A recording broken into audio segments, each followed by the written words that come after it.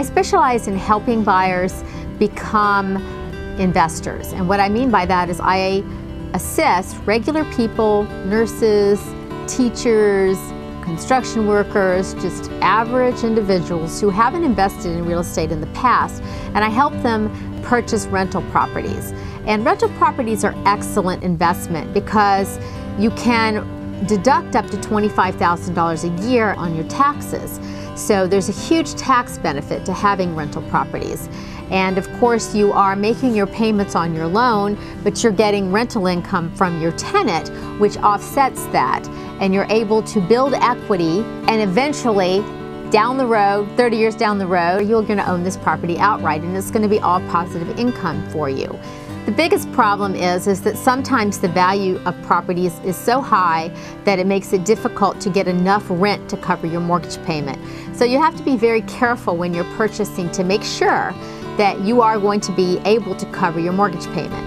Now maybe you're going to put some money down, maybe you're going to put 20% down, and you're going to be able to do a calculation and see that your rental income from that property will be enough to cover your mortgage, your tax, and insurance. But that's what you want to do, is you really want to have something that's at least a break even.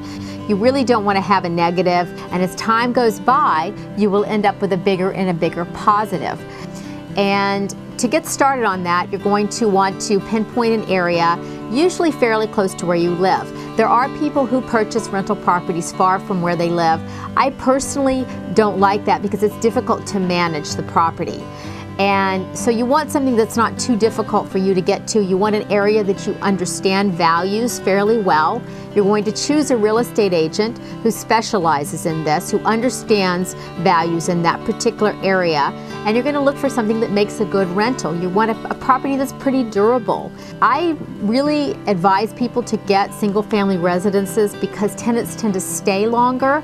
And you want a tenant that's going to stay for 10 years. You don't want to have a lot of turnover, because the more turnover you have, the more you have to then advertise, and you have to screen, and you have to repaint the place between tenants.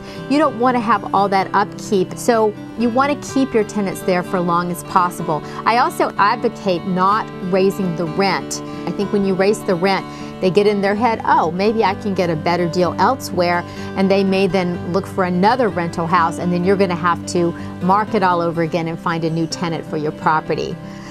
Usually you want to get as many bedrooms as you possibly can.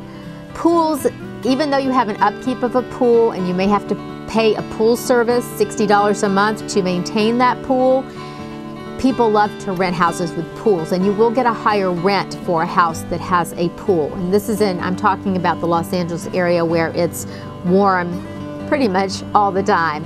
You'll make a smart decision and you will become a real estate investor.